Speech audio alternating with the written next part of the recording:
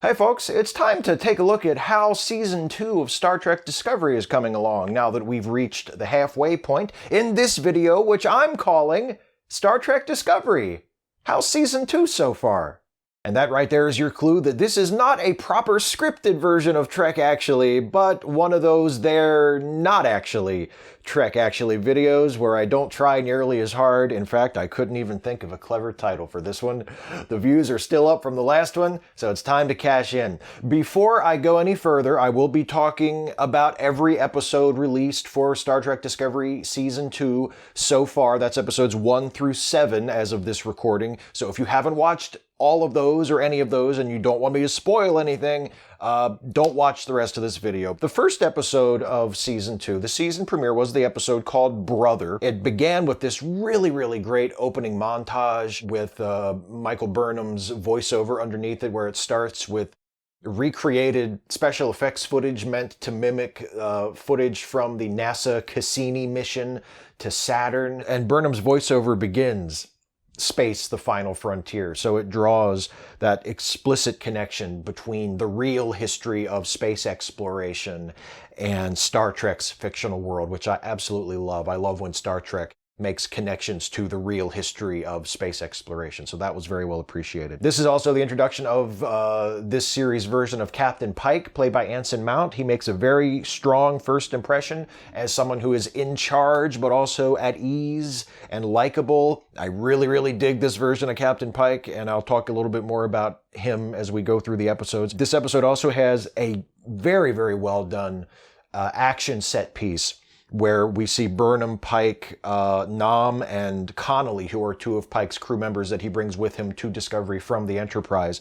And they are descending to an asteroid where they've detected a crashed Starfleet ship that was lost during the Klingon War. This is also where we meet Tig Notaro's character. When they get to the ship, that's where they meet Tig Notaro's character, Jet Reno, who is this Starfleet engineer who's been sort of trapped on this crashed ship. And Jet Reno is a really cool character. I hope we see a lot more of her in the second half of the season, because she's great and Tig Notaro is great. The action set piece where they're navigating this debris field in one-person landing pods to make it to the asteroid is really well done. There's a lot of tension. And there's also the death of Lieutenant, I believe it is, Lieutenant Connolly, which is one of the most heartlessly hilarious moments from this or any Star Trek show, because Connolly is being a huge jerk and like mansplaining shit to Burnham and being just a cocky asshole and ignoring Burnham's warnings to him. And then he gets nailed with a chunk of debris and killed. And it's all the more satisfying for how obviously telegraphed it is. They go out of their way to set up Connolly as a know-it-all asshole, and then he gets just smashed. And also, Connolly is a blue shirt who dies this ignominious death. So way to subvert those tropes, writers of Star Trek Discovery. I love the Discovery interpretation of the classic original series Star Trek uniforms that Pike and his Enterprise crew members are wearing when they first come aboard the ship. I also enjoyed the brief glimpse we get at the end of this episode of the interior of the Enterprise when Burnham goes aboard to visit Spock's cabin. I love the aesthetic of Discovery. The way this show looks is maybe my favorite part about it. And I really appreciate seeing the classic Star Trek sets and designs of TOS that we saw in the original series reinterpreted through the lens of the Discovery aesthetic. And Spock's cabin was such a treat for that, because you see the little details, the little touches that they carried over from the classic Trek version of Spock's quarters that we saw in episodes like Amok Time and other episodes where we caught a glimpse of Spock's quarters. And although we don't see much of it, nor should we really, because this show isn't about it, I really like the Discovery version of the Enterprise. We catch a glimpse of it again when we see the repeat of the shot when it approaches from the cliffhanger at the end of season 1, and then we see little very tantalizing glimpses of it out a window, sort of blurry, out of focus in the background as it's being tractored away to be repaired while Burnham and Pike are having a conversation on board Discovery. And it might be my favorite version of the Enterprise other than the TOS movie refit. I love the TOS movie refit version that is introduced in Star Trek The Motion Picture. That's probably my favorite version of the Enterprise. But this Discovery version, even though we haven't seen a whole lot of it yet, and may not see much of it from now on, depending on which direction the show goes, but it's a really, really cool design. It's a really great updating of the classic design and making it fit more with the Discovery aesthetic, which, as I've already said a couple of times, I really, really like. So it's a solid start to the season. It introduces a compelling mystery with the Red Bursts and the Red Angel. It sets personal stakes for Burnham. It brings in a new character in Pike, and it sets a much lighter, more adventurous tone than the show had in the first half of season 1, which I think is a very wise adjustment. The second episode is called New Eden, and in my notes I have, you want Star Trek, you got Star Trek. Because this episode is maybe the closest in terms of story structure and premise to classic old school Star Trek that Discovery has done so far. It's a classic Star Trek formula. Humans are discovered on a planet where there's no reason they should be. A Starfleet crew investigates, but they try to remain undercover so that they don't contaminate this newly discovered inexplicable society, but then their cover is blown during some kind of a crisis and they're forced to deal with it. It's a classic Star Trek premise. And through this story, we learn a little bit more about Pike, which is nice because Pike hasn't really been explored very much in previous iterations of the character. We learn that he is a person of faith, at least to a point, or if he is not himself a person of faith, he at least is someone with a lot of knowledge about and sympathy for people with religious faith, and he has religious faith in his background. And that's not something we've really seen before in a main character on a Star Trek show, at least not in terms of human religion. We've seen religious characters in Star Trek shows before. I'm thinking of Major Kira in Deep Space Nine and other Bajoran characters on Deep Space Nine who have their religion that is very important to them, but that's a fictional religion. Pike and the people living on Terra Elysium, the planet that they visit in New Eden, they are following identifiable human religions. They've kind of smashed them all together and made like a futuristic amalgam of major human religions like Christianity and Islam and Hinduism, and they've sort of melded it all into one big super religion, but they're human religions. They're actual religions that people have in our real life, and that's something that Star Trek doesn't usually touch. So that was very interesting. It's also nice to get a little bit of backstory about Owoshikun, who is the forward ops officer on the bridge. She sits at the forward station next to Detmer. I think Owoshikun sits at at what would be the classic Chekhov station, and Detmer is at the Sulu station. And we learned that she grew up in a Luddite commune, and that's about it. It never really goes anywhere, but it's nice that we get like a little bit of backstory for her, because the crew on the bridge has been, they're gradually developing them a little bit this season and giving them a little bit more to do here and there, but they still don't really stand out as individuals as much as I would like them to.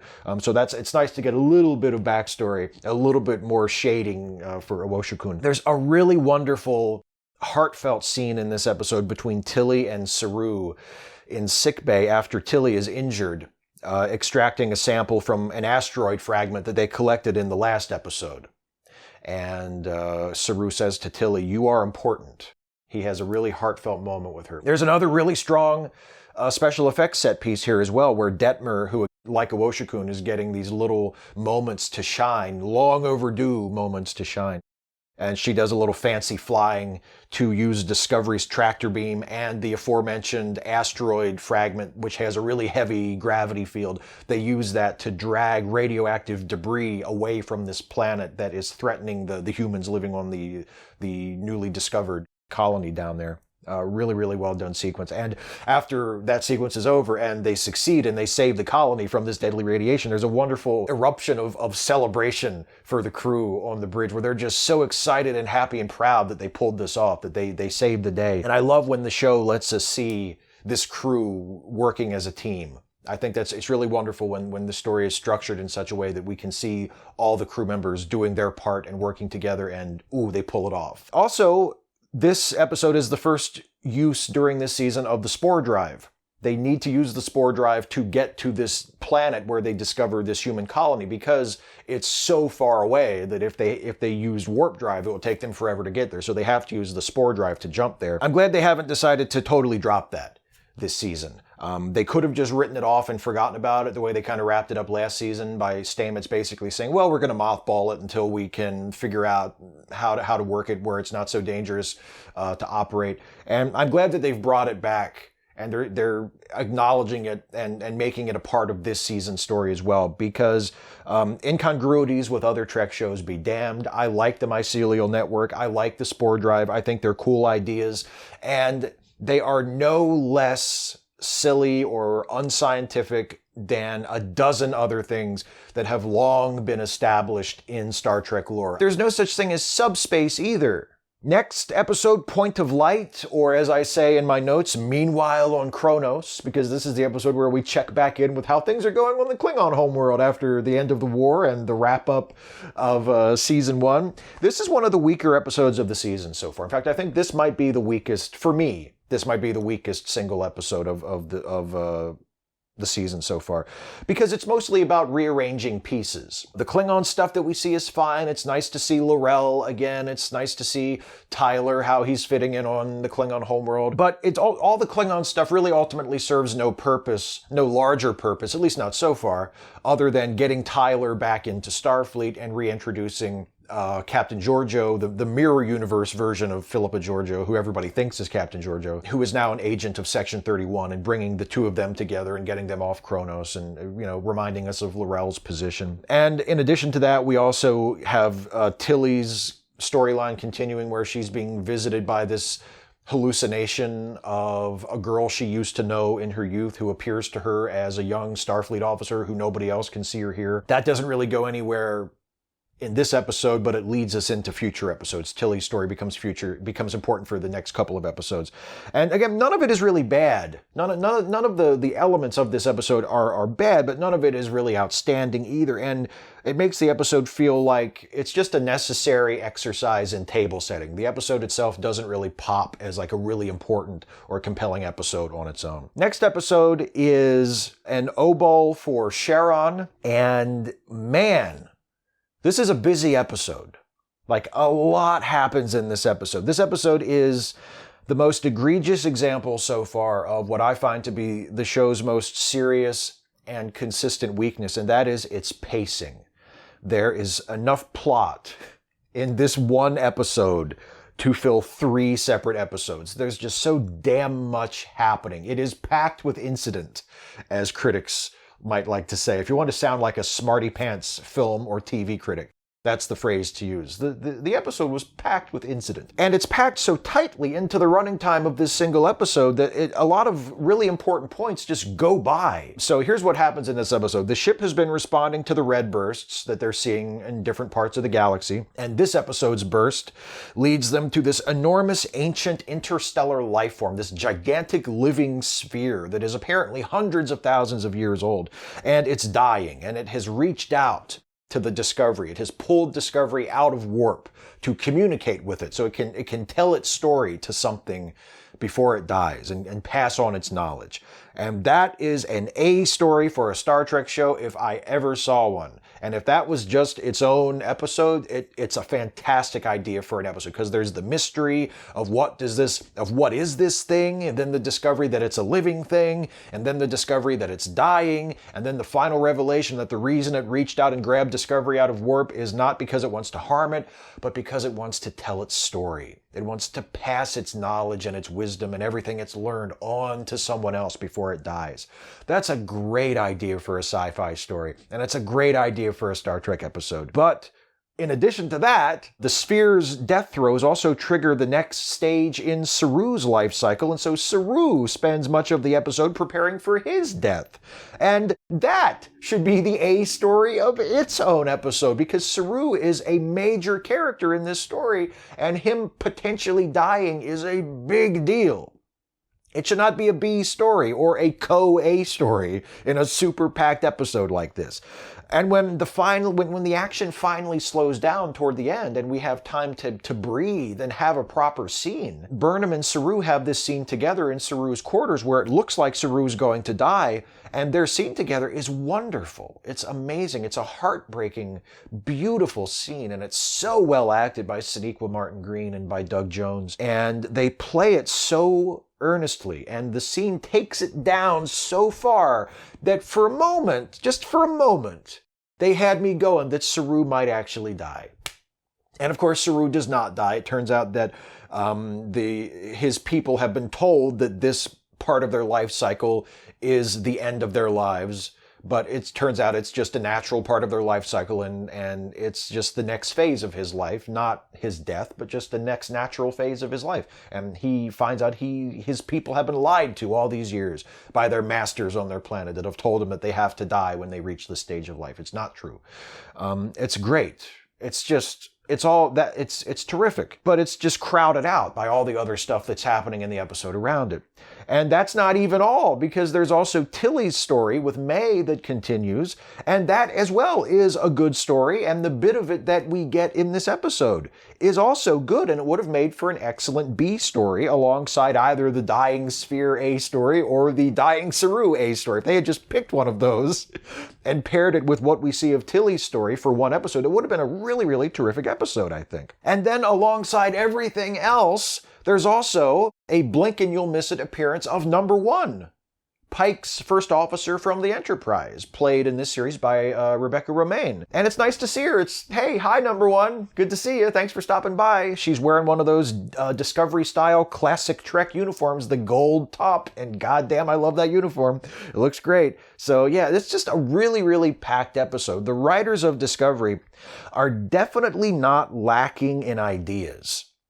And they're good, inventive, interesting ideas. They're really, really strong concepts. And they're really coming up with these bold, important pieces of character development to give us about these people. But piling them all into a single episode where nothing has a chance to breathe and nothing really makes the impact that it should is not a good thing. And that was this episode all over. Full of really, really great ideas that were just compressed way too much to have the impact that they really should have. The next episode is the 5th episode of the season, titled Saints of Imperfection, and this is where Tilly's simmering B story finally takes center stage, and that to me is a very fine bit of serialized storytelling. That's how you do it. If you want to tell serialized stories in a show like this, you introduce a story, you let it build up momentum in the background for a couple of episodes, and then you bring it to the front when it's time to go for the payoff. The episode begins on a big emotional note as we see Burnham with this anguished, worried look on her face, sprinting in slow motion down the corridors of Discovery after learning that Tilly has disappeared into the mycelial network, and she's running to see what she can do for her friend, her roommate. And is it melodramatic? Is it overwrought? Sure, absolutely. But I really appreciate that Discovery is willing to take these big swings at emotional beats. It can be over the top, and I think it's definitely over the top in this case, but it establishes that these characters really care about each other. And that's important, especially in a show that moves by as quickly as Discovery does. It's so fast-paced that if we didn't have a sense that these characters were really connected and really cared about each other, none of this would mean anything. So even though it is over the top, I appreciate it because it really sinks in that Burnham and Tilly have a connection to each other, that Burnham really cares about Tilly. And when it looks like Tilly is gone, Burnham is deeply affected by it and filled with a sense of urgency and panic and what can we do to help? How can we get her back? And that is really important to all this working. We spend a lot of this episode in the mycelial network, which we last saw during the Mirror Universe arc of Season 1 when Stamets went in and met his Mirror Universe counterpart and also saw Hugh Culber in there. I like the mycelial network. I think it looks cool. I think it's a really interesting setting. There's a maneuver that the ship has to do in order to allow Stamets and Burnham to enter the mycelial network so they can search for Tilly, and that is it does kind of a half jump with the spore drive. And the way they illustrate that is with this really cool visual where it looks like the ship is sort of sinking into an invisible ocean. Like one side of it is just tipping into this rip in space, and it's a really, really cool visual. Pike also gives a speech right before they do the half jump maneuver to go into the mycelial network, where he talks about how Starfleet is a promise. When people join Starfleet, they make a promise to each other that they will lay down their lives for each other, and Tilly is one of them, and she's lost in the mycelial network, so they're not just going to leave her there, they're going to go get her, because that's what being in Starfleet is all about. And stuff like that is just catnip to a sentimental Trekkie like me. I love that. I'll take as much of that as I can get. And not only is it pandering to fans like me, it reminds us of Pike's character. It shows us that he is noble and that he is dedicated to his duty, and he cares about the people under his command, even people on Discovery who he hasn't known very long, because he's only in temporary command of Discovery, and yet he's willing to go the extra mile and to save people, or try to save people who are under his command. It turns out Tilly's story was leading up to the reintroduction of Hugh Culber, which is something that Wilson Cruz, the actor who plays Culber, and also the producers of Discovery, told us ahead of time was going to happen. If you pay attention to the behind-the-scenes stuff related to the show, Culber's return is not a surprise. Quite the opposite. A lot of fans on the internet were getting impatient, wondering when is Culber coming back? And here's how they bring him back, with the payoff of Tilly's mycelial network story. And I thought it was really well done. I think if you're gonna resurrect a dead character, which is a very, very problematic proposition to begin with, especially for me, because I figure if you're gonna kill somebody, leave them dead, because that way at least the death has meaning.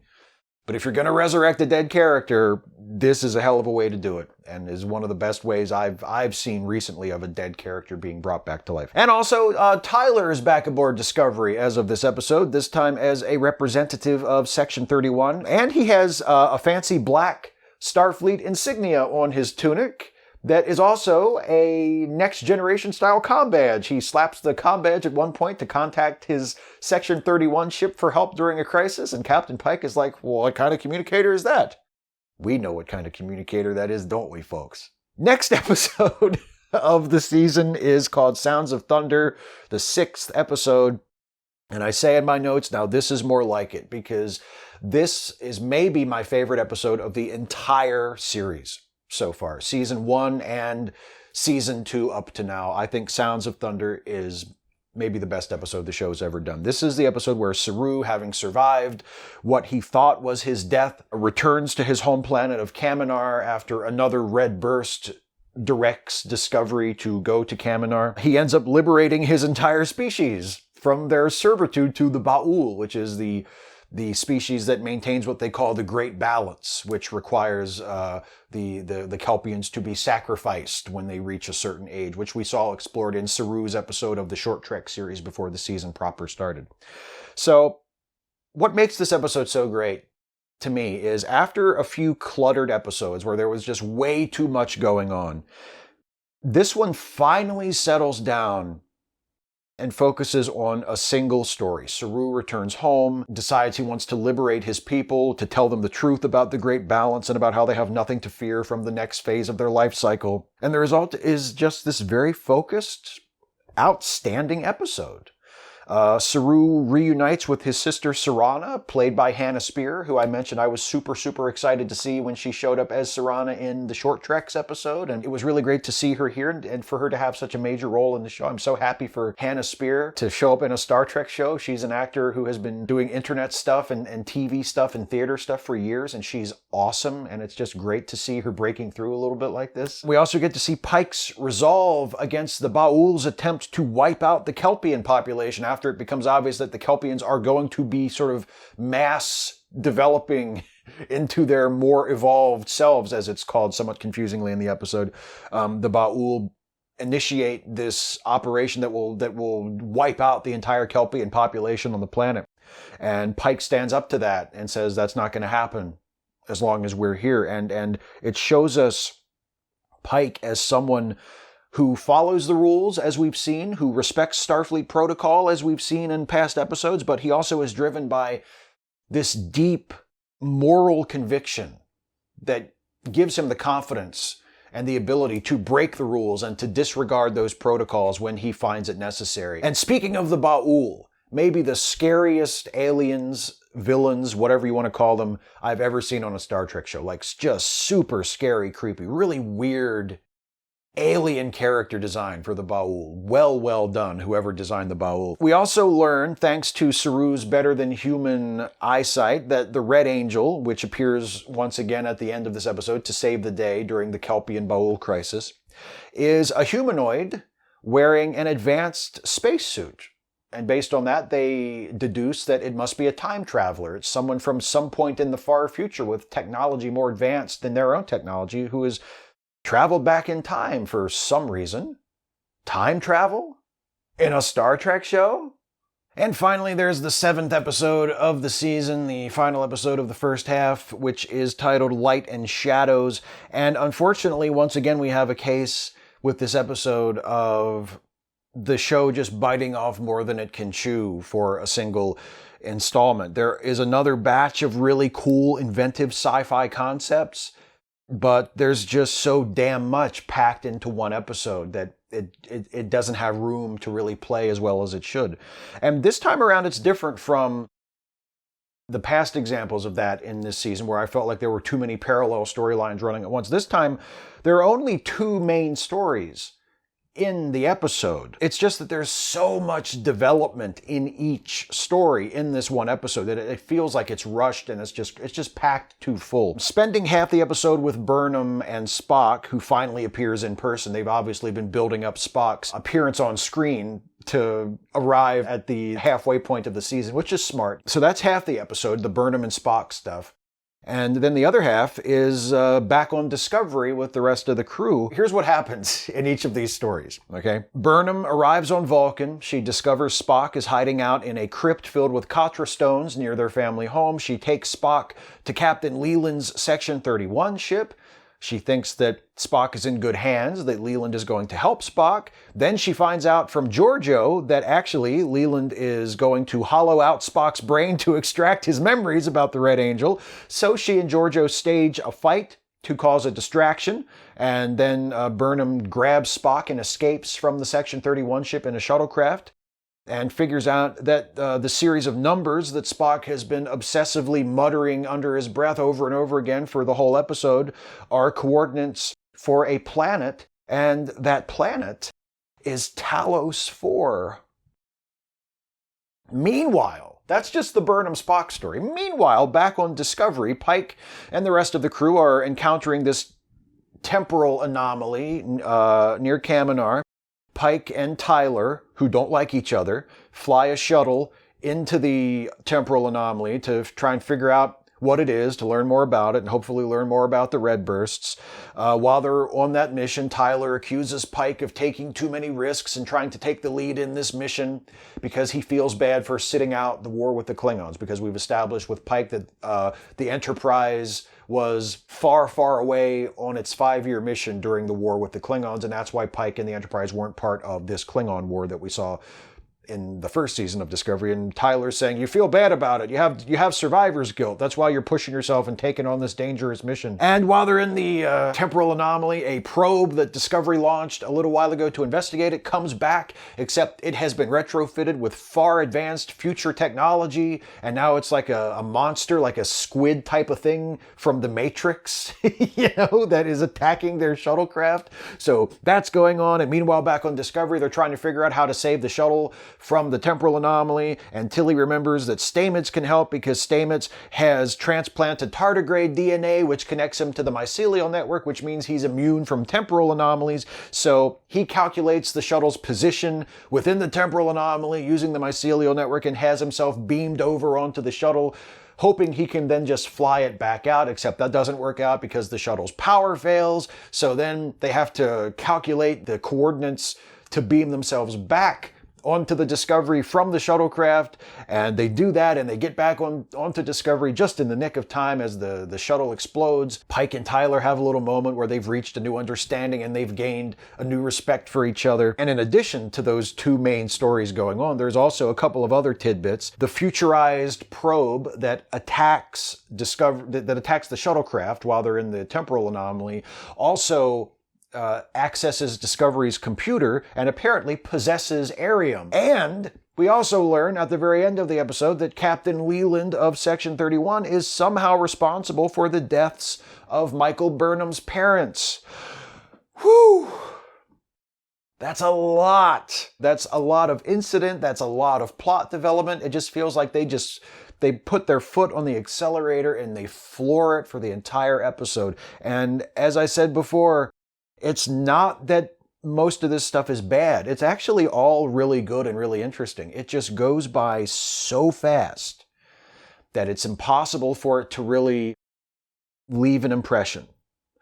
It's brimming over with good ideas. This whole show, it's just packed with good ideas. It almost has too many good ideas. As for other parts of the episode, I think I like this version of Spock, but it's hard to tell because it's very early yet. He really doesn't do much in this episode, and he's not at all himself, so it's hard to really form an impression of him at this point. I'm intrigued by the revelation that this all has something to do with Talos 4.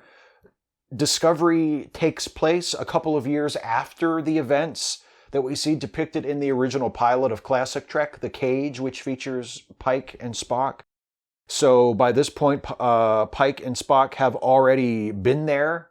They've already been to Talos 4. So what is it that could bring them back? I'm intrigued. I'm interested to see what happens. And hey, we also, because of the connection to Talos 4, and as we saw in the preview for the next episode, at the end of this episode, we get to see Discovery-style Talosians, which to me is really cool. Again, I love seeing bits of the original series reinterpreted through the Discovery aesthetics. The big problem, as I've said a couple times already, with the show this season, big picture, is the pacing. I really, really want them to slow down. I want them to stop trying to cram so much story into a single episode. I am a pro wrestling fan, as some of you know. Some of you who only watch the Star Trek stuff, you might not know that, but I'm a huge pro wrestling fan. And some of these episodes that are really, really packed full of stuff, it feels like a wrestling match that was laid out originally to take 20 minutes. And then right before the wrestlers go out to do the match, one of the road agents comes up to them and says, "Oh, hey, by the way, they cut your time. You have 8 minutes." And they decide to just do their 20-minute match in 8 minutes. And so they just rush through everything. Visually, it's the most impressive Star Trek production ever. And I include movies in that. I think it's the best looking Star Trek anything that has ever been produced. And it is by far the best directed, at least in terms of TV now. Some of the movies you might make a case that some of the movies are better directed. But the show is so well directed. Past Star Trek shows were mostly directed for coverage. It's not that the past Star Trek shows were badly directed. They just weren't distinguished by their direction. They were directed for coverage, which means exterior establishing shot, interior establishing shot, individual shots of characters in the scenes, usually medium shots, and then reverse shots so you can have characters having a conversation, maybe some close-ups if that's necessary or if they had time during the production. And it's just meant to be efficient. It's just meant to let's just get the shots we need to tell the story in this scene.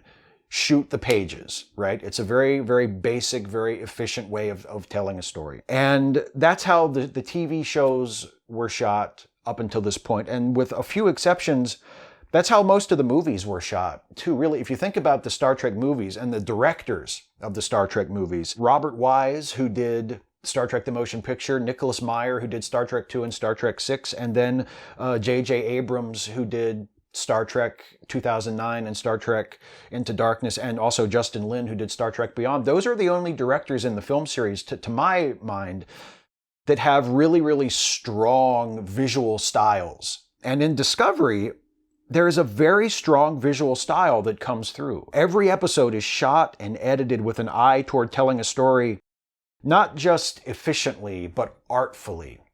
There's a lot of care put into how this show looks and transitions between shots and camera movements and just building up a scene visually that we didn't really get before in Star Trek, especially televised Star Trek. And it's just beautiful. They really work hard to make this show look good, to make this show flow visually, to make it beautiful. And it pays off. It works. It is just outstanding. I like the fact that the overarching story this time around is a mystery rather than a war. I think that's just more suited to Star Trek, and I think they're handling that a lot better this season than they handled the war last season. I like how the Red Angel gimmick has been used to set the crew off on more standalone adventures. And the mostly standalone episodes, like New Eden and especially The Sounds of Thunder, the Saru episode, have been my favorites of the season so far. They're some of the strongest shows that the series has done at all to this point. Hopefully the Spock story ends up going somewhere satisfying. You can't just bring Spock in for the hell of it and with a sort of a flimsy excuse and say, oh yeah, anyway, nice to see you, Spock. Like, it has to go somewhere really important. The character of Pike doesn't have the same problem, because even though he's also a character from a previous Star Trek series, we've never really seen that much of him. We saw him probably mostly in the Kelvin timeline films. The alternate universe version of Pike was very prominent in the first 2 of the 3 reboot movies, but he wasn't a main character. The movies weren't about him. Here in Discovery, Pike is arguably the co-lead this season alongside Burnham. And because he hasn't been seen nearly so often as Spock has, he's a much more interesting addition, and he feels like a better fit for this series. And it feels like there's more territory with Pike to explore that we haven't explored yet. All prequels, all stories that take place within already established universes or the lives of established characters, if you're going to tell a story as a prequel, or say this is a previously unrevealed episode in the life of this very well-known, very well-established character, whenever you decide to tell a story like that, it always starts out in a kind of dramatic debt. Narrative moves forward. We're conditioned naturally to expect the next story to pick up after the end of the last story. So if you're going to say, no, the next story doesn't pick up after the end of the last story, it actually picks up before the last story, or in between this story and this story, you really have to make the story you're telling worth it to overcome that dramatic debt. Or otherwise people will say what a lot of people who aren't crazy about Discovery say, which is, why did they make it a prequel? Why didn't they just set it further ahead in the timeline? It needs to pay off that dramatic debt. And I think Discovery has been good enough to overcome that dramatic debt in general, for me. Despite my problems with it that I've described here, I'm not bothered by the fact that it's a prequel. I don't care about the ways in which it's adding to the established canon, or the ways in which, mostly due to its visuals and its level of technology, the way it's irreconcilable with established canon, because like I've said before, I think that's just a retcon, and that doesn't bother me at all. But the things they've added to the canon that weren't there before, like Burnham being Spock's never-before-seen sister, that doesn't bother me. Sarek and Amanda popping up in episodes here and there doesn't bother me. But it is kind of risky to center a major story arc on Spock, because he is such a central character to Star Trek, and the other actors who have played him in the past, particularly Leonard Nimoy, have left such an indelible impression that you're really starting out in debt when you want to go back to Spock and you say, here's something about Spock you never heard, and here's a new actor playing Spock. Here's a phase of Spock's life we've never shown you. It had better be really, really interesting and really important. It demands that if the story is going to work. And I fully believe the people making this show are capable of delivering a story that good. I have nothing but confidence in the people who make this show. But time will tell whether or not they actually pull it off. Whether they do or not, the most important thing to me at this point is, after every episode of this season, even the episodes that I thought were weaker relative to the rest, I have always been on the edge of my seat and eager as hell to see the next episode. Every single episode in this show has hooked me and left me wanting more. Left me thinking, I can't wait till next week in the next episode. And that is a really, really good sign. That's the mark of a good show. Is it a perfect show? No, it is not. Even with its problems and even with its potential pitfalls, I think this is an incredibly engaging, compelling show. It's the best looking Star Trek I've ever seen. It's one of the most exciting Star Treks I've ever seen. The cast is amazing. The characters are terrific.